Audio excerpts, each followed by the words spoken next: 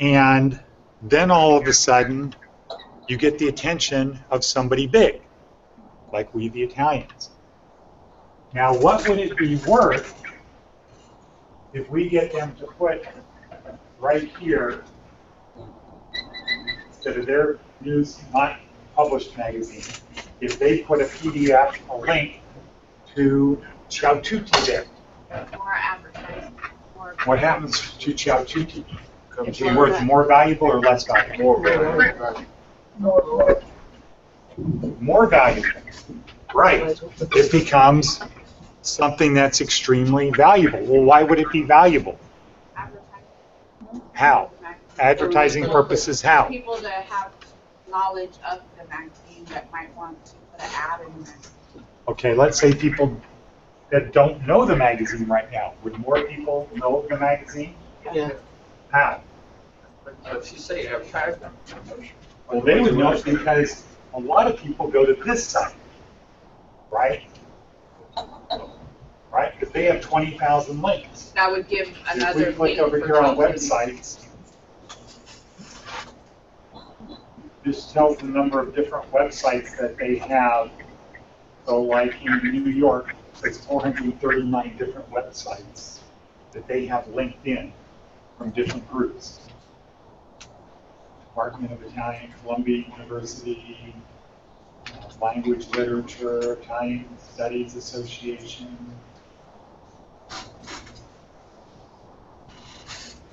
Buffalo's, just Buffalo Italian. Is that who you call this group? Buffalo Italian Club? Yes. Okay. So people that go to their site would see us, right? And if the magazine is there, that's good. Now let's say you're an advertiser. You're Il Molino. Where does your reach now go? Well, worldwide, right? If you pick up the magazine, you're here. But if we have an electronic version of the magazine on their site, what does that mean for an advertiser? Everybody in the world. Everybody in the world could see. So let's say you're selling advertising for Ciao Tutti. And somebody says, well, I've never heard of Ciao Tutti. What is it? What would you say to that person? What would you say, Michael? You call somebody up on the phone and say, hey, I'm calling from Ciao Tutti. Have you heard of us? We'd like you to be part of our magazine. The guy says, no, I haven't heard of it. What would you then say? Howdy. Okay, think about what would you say. Jeannie, you have an idea? Well, yeah, I'd tell them basically to go online and check that out. Yeah, you'd say go to, you buy your computer, go to We the Italians, right? And he goes to that page, and then you just quickly, in 15 seconds, say, well, here's what We the Italians is. This is the Italian mega site for Italian American stuff. Huh, kind of surprised you don't know of We the Italians. You're Italian, right? Yeah, okay. So you do a kind of little, soften him up a little bit, give him a couple shots of how come you don't know about this site. This is the site that any self-respecting Italian American would know of this site. Okay, well, good news. Now you know about the site. Okay, scroll down a little bit. You see over there, Ciao Tutti, that's our magazine.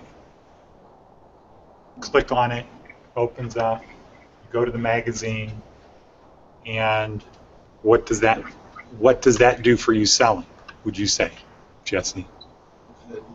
You selling. If you're on the phone with the guy, and you don't say, I'll send you a copy of our magazine, you say, go to the 800-Pound Gorillas site on their front page.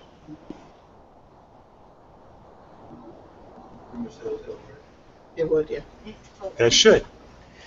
And then you ask them if they have a business or something, if they want to. The magazine would just like completely blow up because everybody's going to put their ads in it just because everyone else is doing it. Right. Okay. So, and how did this come about? Did we have millions of dollars? Did we have $5? Yeah, we had 5. Okay. We didn't have a tremendous amount of money to do the magazine. We went out and sold ads. Based upon the amount of ads we sold, we said, well, here's how many pages we can put in the magazine, here's how many magazines we can print. And then we leverage that up, right? It's like going to the casino, putting money on the roulette wheel on red or black. You bet on black, it comes up black, now you have double your money, right? And then you take that double your money and you let it ride. You parlay your bet. And if you can be lucky and hit it 4 times, you have what? A lot, right? It would be 2 to the 4th, which would be how much? What's 2 to the 4th power? 2 times 2 is 4, times 2 is 8, times 2 is 16. Right. Okay? You'd have $16, and that's sort of what we did, have been doing with Chow every month. And so this month, we're going to have, now the magazine is going from 32 pages, the one that you have, the one we just did, to 48 pages. And why did it go to 48? Because we couldn't do 32. And the way printing is, it's very goofy. Printing, the cost to print a 32-page magazine is a certain price. It's about 70 cents a copy when you have 5,000 copies made. So it's about $3,500. If you say, well, we want 40 pages, we just want an extra 8 pages, the price is not quite, it's not double, but it's more. If you say, well, what's the price for 48? The price for 48 is not much more than the price for 40. And the reason is this stuff isn't printed on pieces of paper that are this piece of paper that has 8 pages on it. And then they fold it up, and then they put it in a cutting machine, and when they cut it, it turns into separate pages. So there's pages that are backwards and upside down and whatever when you look at the plate. And it turns out that the piece of paper holds 16 pages, or 8 pages on the front, 8 pages on the back. It's that wide. And if you say, well, we only want 8 pages, you have to pay for that whole sheet of paper. You can't say, well, give me half the sheet, because they can't use the rest of that paper. Once it's used, it's gone. So with the magazine, we had to go from anything over 32 was basically the same price as 48.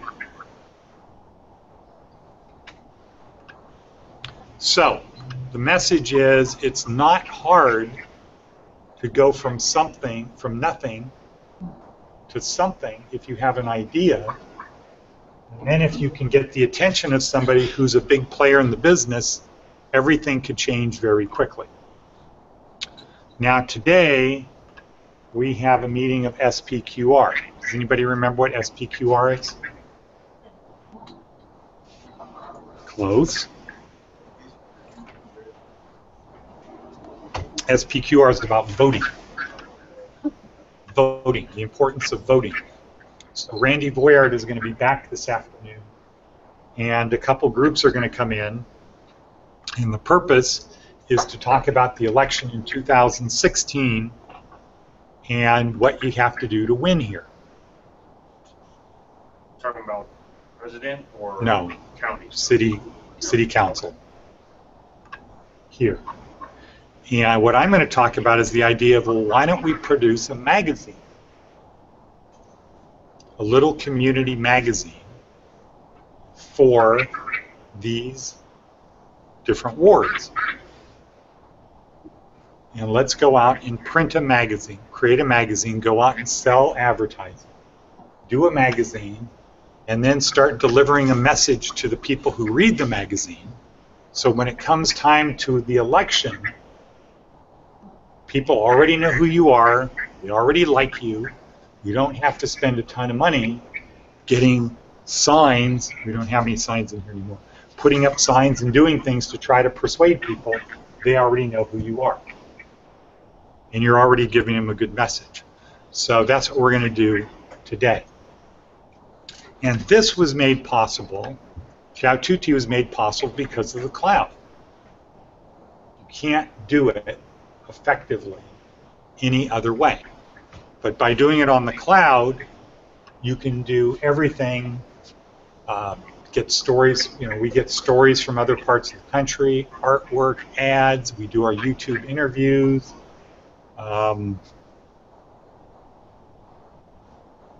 Google Plus, the calendar is very important. This is all made possible because we have that. So, the good news is the 800-pound gorilla sent an email saying, you guys are really doing a good job with Chowtuti. We want to be involved. We want to do an interview. We offered him to submit 1 page of content every month that we'll publish about them. For free? Yeah. Oh, because you're going to get so much from it anyways. Huh? Yeah. Isn't that $600 a month, though? Well, a magazine has ads, but it has stories, right? It's not all ads. The people who have stories in it, they don't pay to put their story in. We have to find stories. So, so we deserve a lot of credit. The school deserves a lot of credit because the school produces the magazine. And, Tellus, Keith, Saphira sometimes, just kidding. Phyllis, Thomas now is going to be responsible for distribution to make sure that all of the magazines get to where they're supposed to be on time. Thomas here is helping get locations. We got Il Molino because of Thomas Ward. And when we have Il Molino and Carmine's, then it's easier to get places like Zeffirino's, which is because of, what's your name back there? Just checking. Just seeing if your radar was working. So, and then you have places like these top restaurants in there. And that makes other people feel good about advertising, right? Because if the best restaurants in the world are in your magazine, it must be pretty good because they're smart. So it's all possible because of the cloud. Now, for today, for this week, what is the cloud app that we're going to focus on? Chrome. Is Chrome a cloud app? You said yes. Why? Wrong answer. Thanks for playing. Well, it sort of is. It's not really like an app because it is, you have to download it onto your computer. So when you first get your computer, it doesn't have Chrome, what does it have? Internet Explorer. So when you get a computer today, unless it's an Apple, it's going to have Internet Explorer on it. You can put something else on it, like Firefox. If you buy an Apple computer, what's going to be on it? Safari. Right. So you get your computer, it doesn't have Google, it doesn't have Chrome on it. How do you get Chrome on your computer?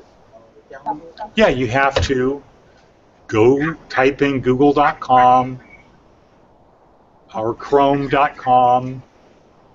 Page comes up and says, do you want to download it? Okay, so it's not technically an app because it's downloaded on your computer. And cloud apps are not downloaded on your computer. They're in the cloud. You access it on the cloud. But it is a cloud app in the sense that you don't have to update it like you have to update other stuff. And here, last week, how many people had computer issues because it said you're downloading, updating, your computer's updating? Right. Okay, so it's a cloud app in that sense that it's always updated. You don't have to do anything. You don't have to get a new version. It's always doing it. Okay, so now what are the other 7 apps? Drive. Okay, Drive. Voice. Voice. What do we have in California? California. Calendar. Calendar. Good. Email. What else? Email. Email. Gmail. Good. Maps. What else? Voice. We have voice. Plus. Huh? YouTube. YouTube. And Google Plus, right. Now, if you do not have a page in your book that has this on it, something like this, I urge you to do it, to write it in your book, because when you get in your interview and they ask the question, what apps, what cloud apps do you know? You don't want your first answer to be, okay? Because that isn't a good app. Believe it or not, there is no good app called or That would be a good idea, though, right? I just loaded a new app on my phone. Oh yeah, what's it called? Ugh. Caveman version is Ugh. So have this because you don't want to think about it. You want to have it memorized. You know, there's some things in life you just need to know. You can't think about, you can't figure out, you can't remember. If you have to think about it, figure it out, or remember, you're going to lose a lot of valuable points with the person you're trying to communicate with. Some things we just need to know. Like, you know, we need to know our social security number, right? Somebody says, what's your social security number? And you're an adult and you say, not good, right? Somebody says, what's your phone number? Is not a good answer. What's your email address? You know, there's how many kids do you have? You know, if you say, let me think about it, that's not really a good answer. Okay, so please make sure that you have these down. Now, what is the common denominator between Chrome and all of these apps? All work within one. Yeah, these all use Chrome as the thing they ride upon or use to do what they do. In other words, if you don't have Chrome, can you use Maps? No. Well, you can, but it's not a good experience. Let me ask you this. If you don't have any browser, can you use Maps? Why? Right. Can't get to it. Gmail. Can you use Gmail without Chrome? How? But how do you get to gmail.com? Okay, so yeah, so you can use a non-Chrome, but you still have to use a browser. Okay, these apps don't work without a browser. And what is a browser? I just asked, I guess No, it's not a search engine. So you use the internet? Yeah, it's just a gateway. Think of it as a door to the internet. You can't get to the internet without a browser. Okay, how do we get to the internet here? For those who can. Yeah, we click on a button, the Chrome button, right? And what does that do? Yeah, takes you to the internet. Same thing with Internet Explorer, Firefox, Safari, and some of these other things. Okay, you can't get to the internet without a browser. Why do we use Chrome?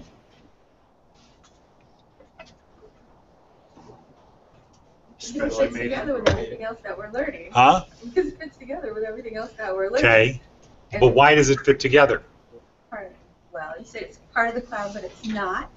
It's especially made for to use Right. Google. Okay, who makes Chrome? Google. Okay, who makes these other things? Google. Google, right. So it is designed, these apps are really designed to work best in Chrome. They will work in other things, but they're really designed to work best in Chrome, and Chrome was designed to work best with these apps. So And what's another reason we use Chrome? You said that because it's Google, they're always updating things, making it all That's one thing. It's always updated. What's another thing? Easier to use. Okay, it's easy to use. What else? Everything's already loaded up. Okay, it can be if you have it configured right. Why else do we use Chrome? It's free. Okay, you never have to buy Chrome. You don't have to have any software. You don't have to buy any software for Chrome. So that's another reason, because it's free. It's always updating. Google has people who their only job is to work on Chrome to make it better. Now, one of the other reasons we use Chrome is because even though it's simple to use and easy to use, when you just start it up, it has settings on it that make it so that it's very powerful for work and business. Okay, what are some of those settings?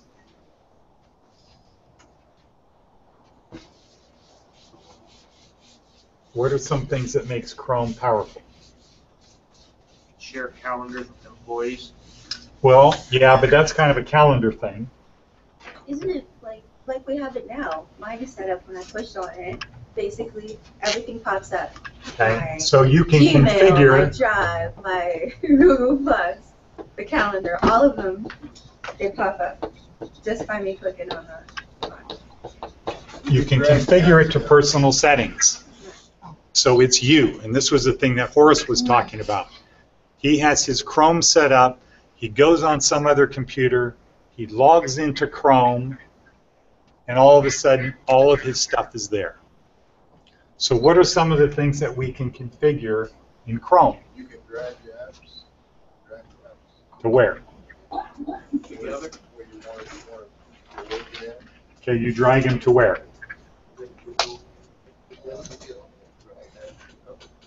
Okay, so you have apps, your apps library.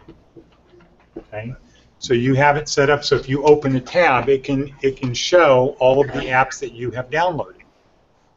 And we'll do that this week. What's another thing you can configure and customize? Bookmarks. And where are those? On the top of your screen underneath the address bar. Okay, underneath the what does Google call that address bar? They call it what? Omnibox. They call that the Omnibox because you can do so much in it. What are the buttons next to the Omnibox? Okay, so let's, before we go that, you can have your bookmarks on there.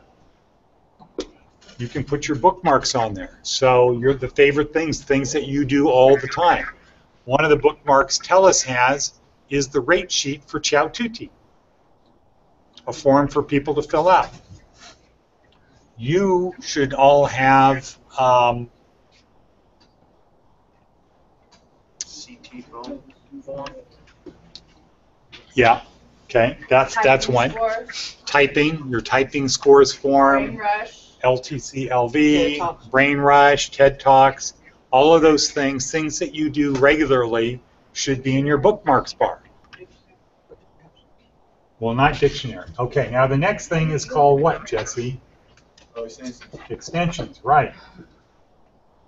And where are extensions located? Top right next to the three bars. Right. So the extensions are to the right of the Omnibar box.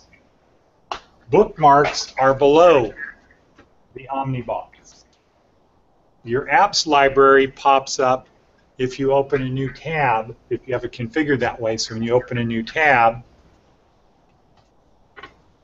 you see it, or see if this is going to set up. Not really. So that's kind of history. But you have this apps button over on your bookmarks bar. So on your bookmarks bar over on the left is a 9-square colored grid. That shows you apps that you have downloaded onto it. Bookmark, right? Well, right here. See it there? Yeah, okay. That's So what it's on the bookmark folder. Okay, so that's how you can configure and personalize it. What else can you do that makes this very good? You know, he talked about it today. Anson talked about it on the tutorial today.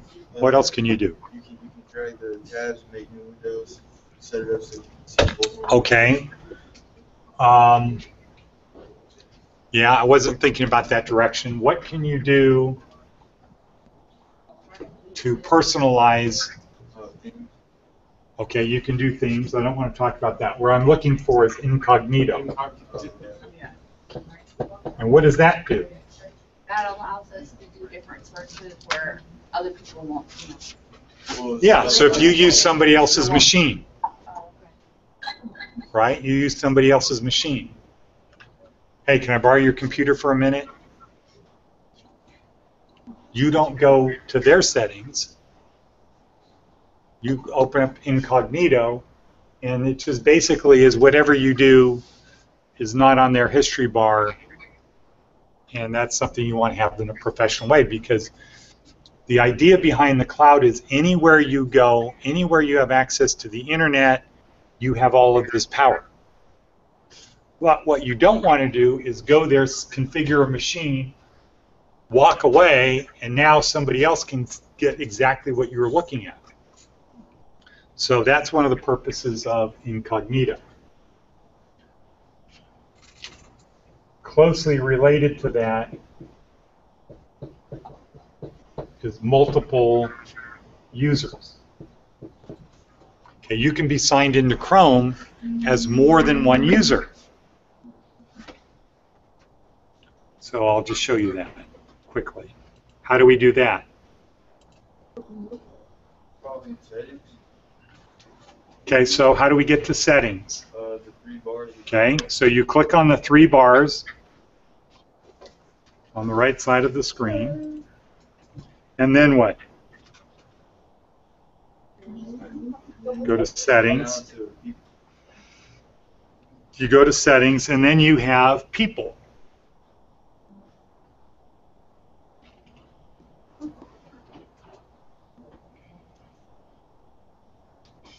Okay, so I only have me. What if I want to have someone else? What if I want to have multiple personalities? What do I do? Add person. You add a person, and then you give them a name, and you pick a icon, a little person, and then you add them. And what happens when you do that? There's a Google Chrome sign-in or set of Chromes. Right. Now, what you have to have is another email account.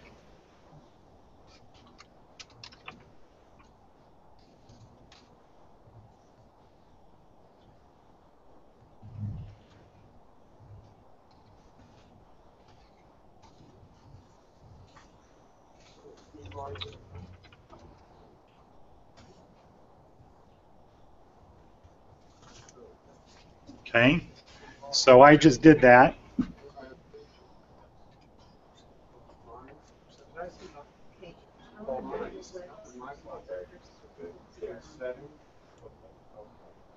So now I can be signed in as 2 different people, which means I can have 2 different what? Apps, libraries, bookmarks, bars, extensions, incognito, everything could be different.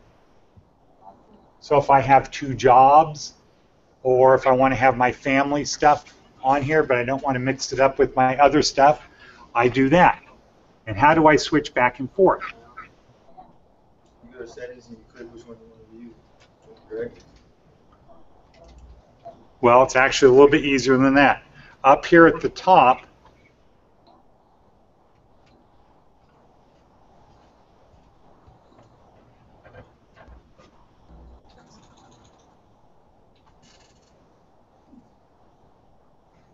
So up here at the top of the screen, next to the close buttons up on the same level as the tabs, it says the name of the user that you are. So if I click on this here,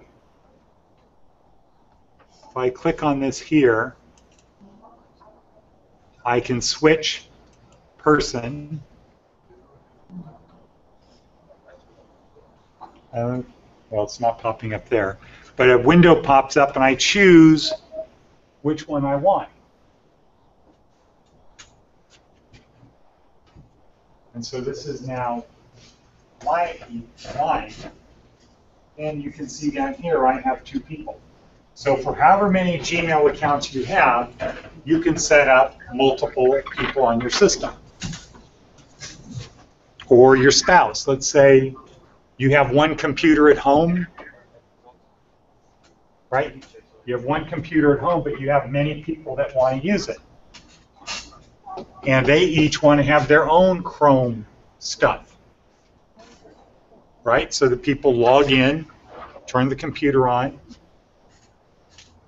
they turn on Chrome, and then they click on the button up at the top to change who they want to be as a user. And that's pretty cool. So again, if I want to change again, I click the button on the top right, which you can't see, and now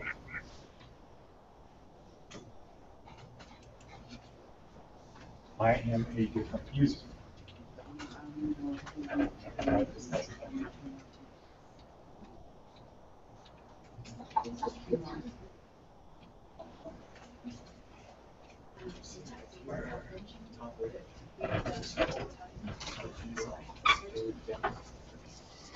So this could be handy at work also.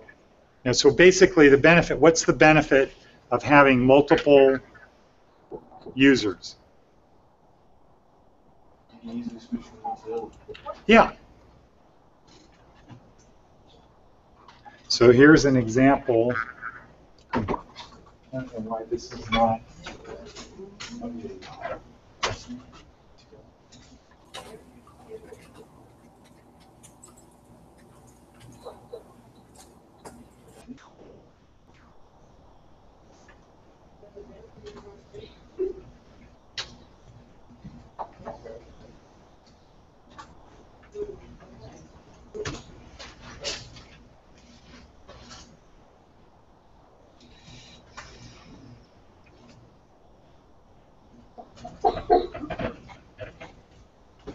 Dennis, what do you see on your screen? Oh, I know why.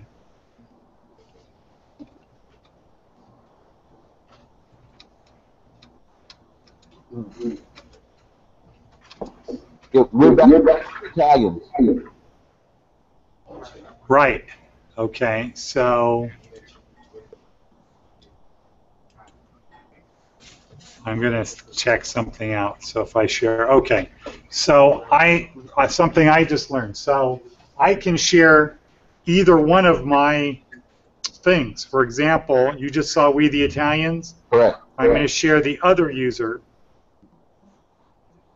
that I just set up.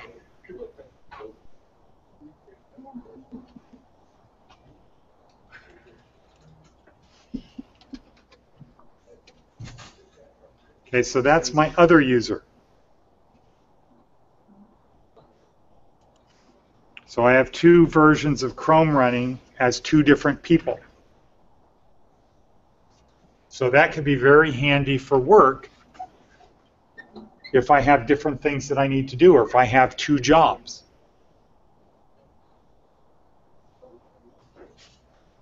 Okay, so now what I want to do is go through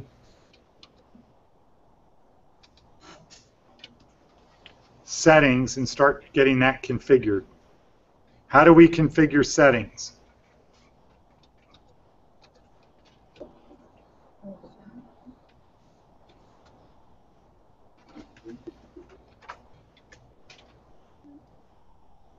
How do we configure settings?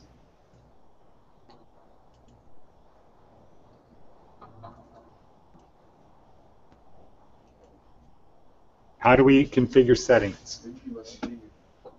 Well, yeah, you go to your settings, but then you need to set them. You need to change them. So what do we do? Dennis, what do we do to get to settings? We do what?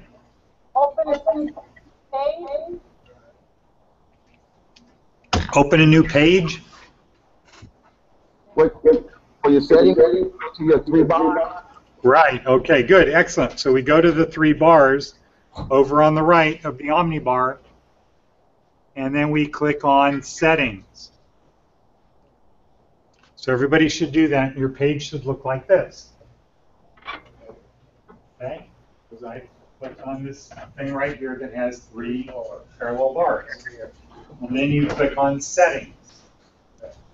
Now let's just check to make sure you're signed in as you. So the first thing says sign in. And it says signed in as, and that should have your name. Does anybody have it so it has somebody else's name? Okay, so here's an important thing.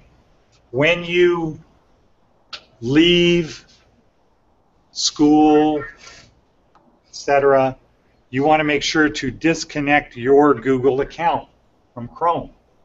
You don't want it to be that the next person that comes on, they launch Chrome, what are they going to be looking at? Yeah, because you have it signed in as you.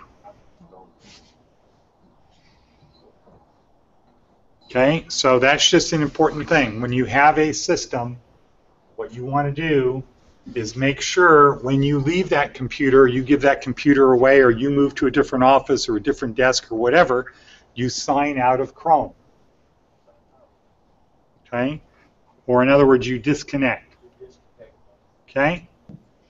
Next, the next thing is on startup. Okay? You can have it so it opens the new tab page. You can have it continue where you left off. What I want to make sure is everybody has the third box, the third little circle checked, open a specific page or set of pages. Okay? So that means whenever you turn on Chrome, it's going to go to what you have configured it to be. Okay? So let's just check, and to the right of that it says set pages. Okay, so if I click set pages, a box pops up like this, and it says startup pages, and it tells me the pages I already have configured. Startup. If you want to add one, you can add one here. That's not the easy way to do it. And then there's a button that says use current pages. So the best thing to do, if you want to configure your startup pages, is have the pages opened up first. Have them already opened up.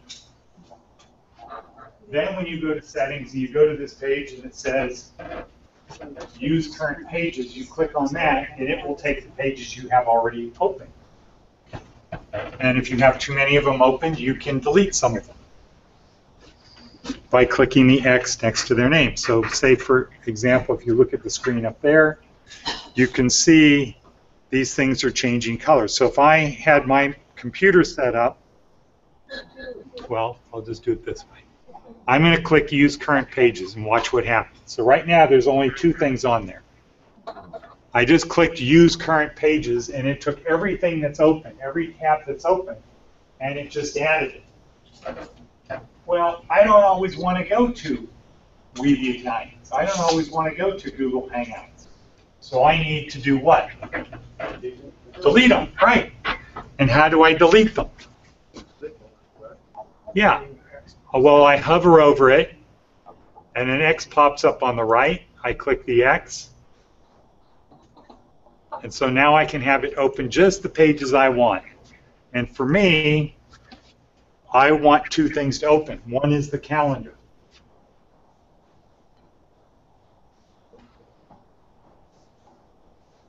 The third thing is appearance. And the first thing under that is get themes. So this is one of these things you have to be very careful about. Everybody likes to personalize their computers, make it look like what makes them happy. Well, that's not why your boss is paying you. So it's not really a good idea to have Little Ponies as your theme if that's what you like. Because what does your boss think? Huh? You're just messing around. You're messing around, or you're kind of cuckoo, right? So what would somebody think if Dwayne's theme was Little Ponies? Okay, not good, unless you worked for Little Ponies, right? What if you worked for the company that produces Little Ponies? Yeah. Okay. So what you need to just remember is your computer at work is the work computer. It's a tool. It's not a refuge. It's not a place to go because your boss has yelled at you. It's not a place to go check your Facebook and things like that. So if you're going to have a theme, you should have a theme that when your boss sees it, he says, huh, cool. Yeah, this person likes working here. The two buttons below that should be checked. Show home button and always show the bookmarks bar. Yep. Next, search. Set which search engine is used when searching from the Omnibox. So what is the Omnibox, Tamika? The box above like our apps and our brain rush. Yeah, so it's what most people we used to call the search box. Yes. Google doesn't call it that. Why not? Why don't they call it that? What does Omni mean? You guys should have a dictionary extension.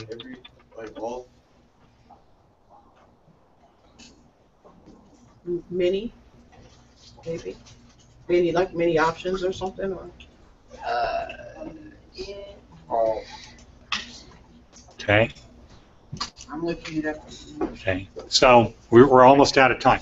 So you can do a lot more in it than search. You know what they're trying to, they don't want it to be called the search bar anymore. Okay. So lastly, click on the button that says, or you see where it says search? Everyone should have a thing that says Google. Does anybody have something that says something other than Google?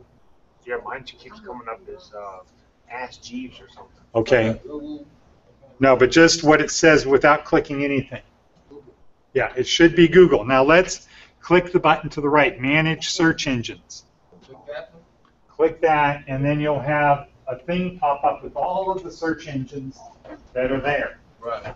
And you want to delete everything other than Google. And if something else says that it's your default, you want to change your default to Google. Even cross out the other search engine? I got a search engine. Yeah. Dictionary. Yeah. Yeah. So get rid of all of those, so it should just be Google as your default. So a lot of people, you get these other things on there, and then your machine isn't working well because it's popping up all kinds of other stuff. Delete them. Google should just be on there. It should just say Google. And would you Delete all of the other ones. How do you do that, Director? You put your hover over the other ones, hover over the other ones, and there's an X pops up at the right. You see that? Okay, California, Dennis, any questions? Anybody have any questions I can answer? You did a thorough job. Right along with it. Any questions? Okay.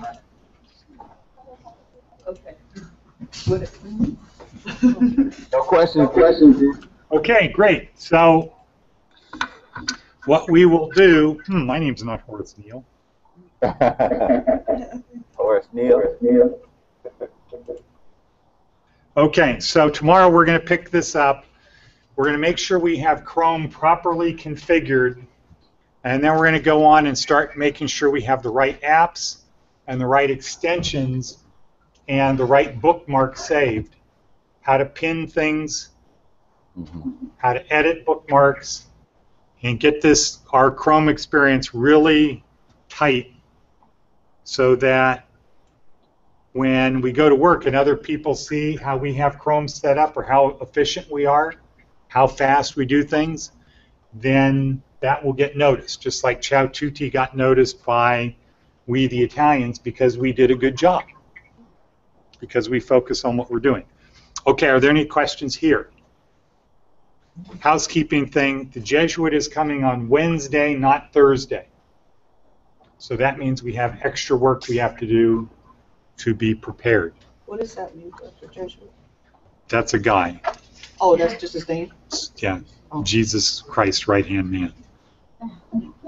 Sort of, not really. Okay, thank you, everyone. We'll see you tomorrow. All right, thank you.